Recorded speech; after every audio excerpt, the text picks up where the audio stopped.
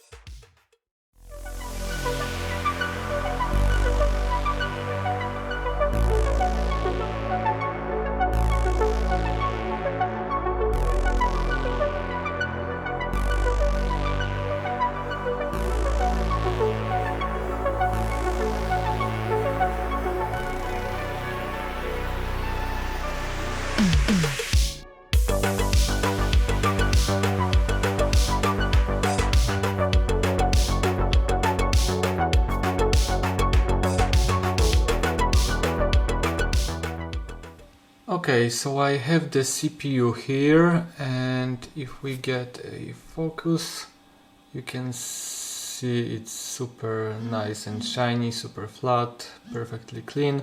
So it's ready, and I'll be using a jig like this. So basically how you do it, you just put the CPU in here like so. There's a molding inside, so it's not moving to the sides, and then on top of that you put the stencil, and then you Of course, you need to put some flags on the surface of the CPU, then you put the stencil on, and then you pour some balls and put them in place.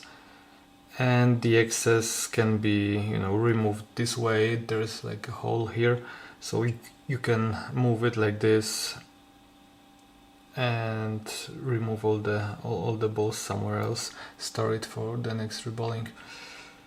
Okay, so let me go under the microscope and we'll do that.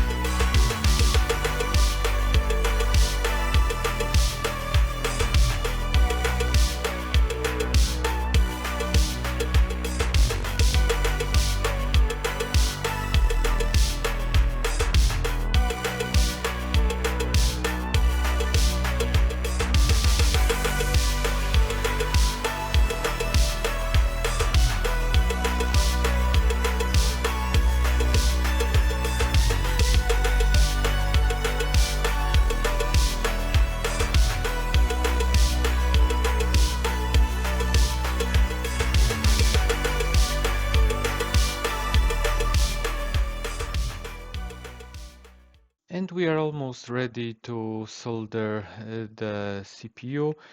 I just need to do the last inspection on the board, see if the pads are okay. You can see there are some pads missing, like this one and this one, but if you look closer, actually we can zoom in a little bit.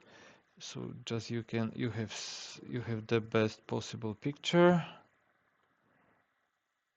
And you can see, like for example, this pad, it's not connecting to anything. So like the other pads, for example, have the trace going to the pad, like here, here, or from a via, but this one doesn't connect to anything.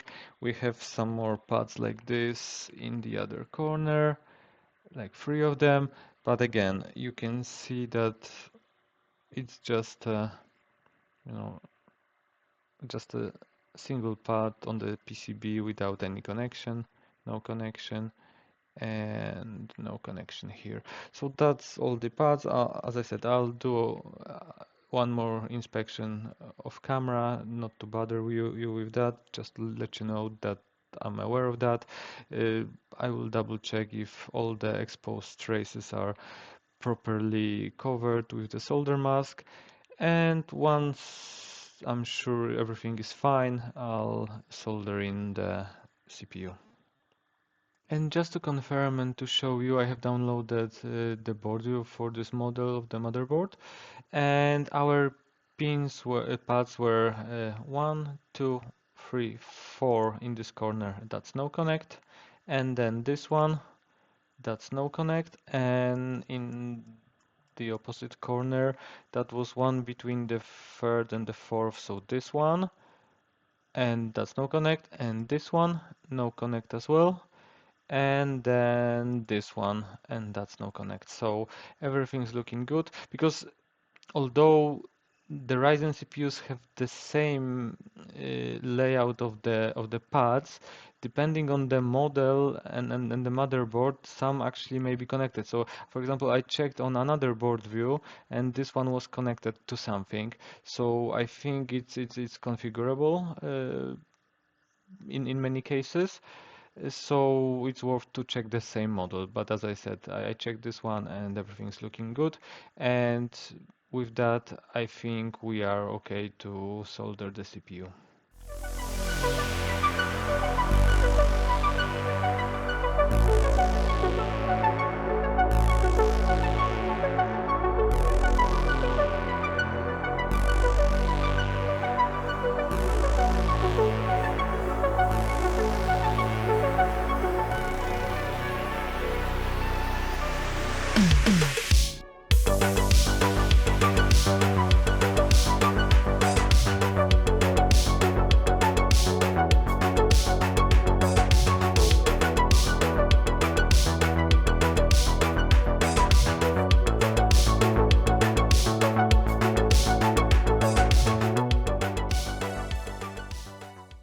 Okay, so we have soldered the CPU back after reballing, and I have cleaned the area around the CPU a little bit.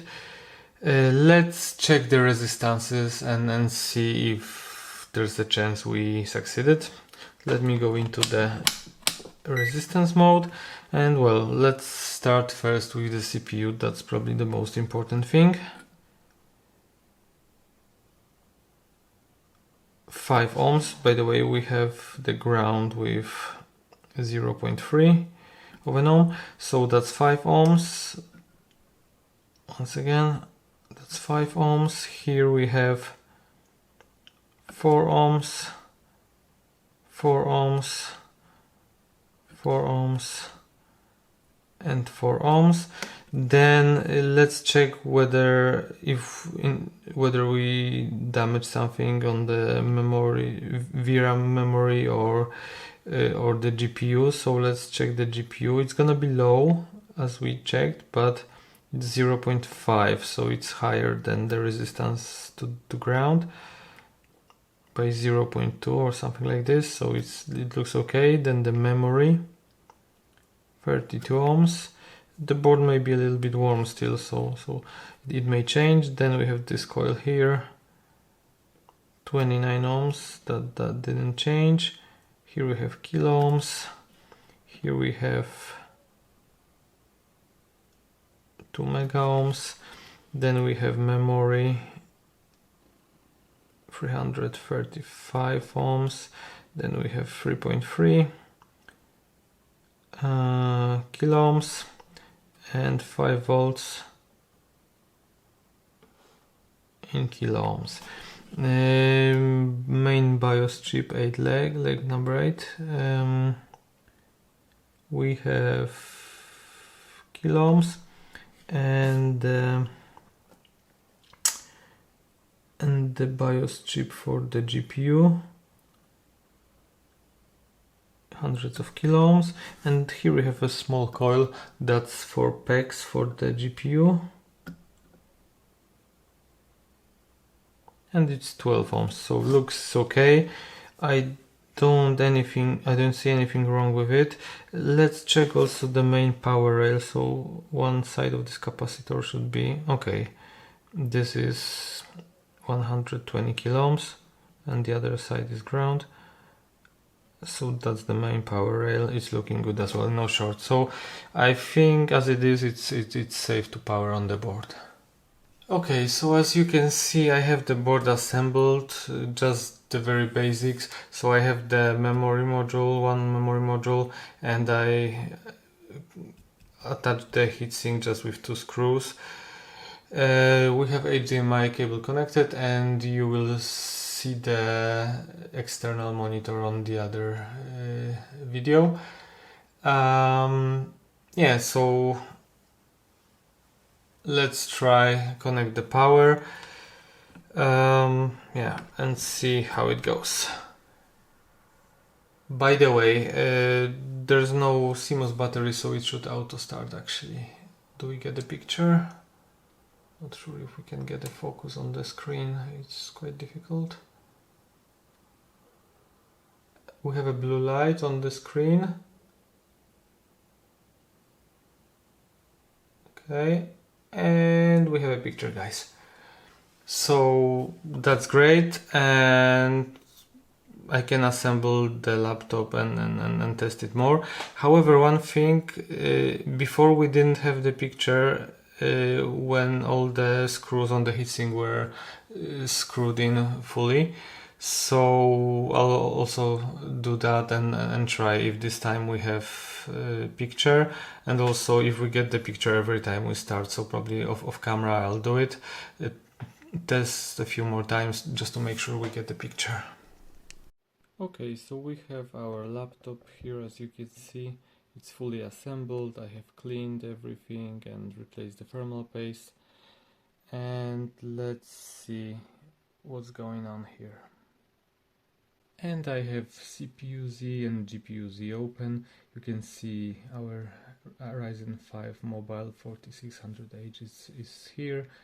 TDP 45 watts, 6 cores, 12 threads, everything's working fine. I checked, I tested it, and it works fine. Boost still to 3.9 gigahertz at all time, no problem on all cores. So everything's fully stable and working great. Also GPU is detected, our GTX 1650, 4 gigs of GDDR6 from Samsung, so everything's detected. All the technologies here are present, the frequencies and everything, the sensors, temperatures are really okay.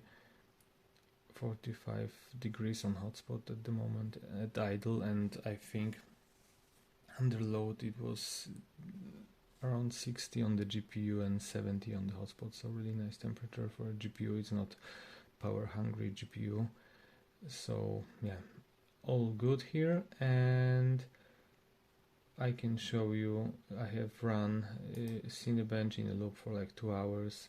Everything worked perfectly fine. We have almost 3300 points, so really nice score for a laptop CPU. And also we have 3D Mark passed. We have the GPU score and the CPU score, so it's actually testing both. No issues here as well. I tested pretty much everything works perfectly fine, so yeah, I'm happy with the repair and I'm happy it worked.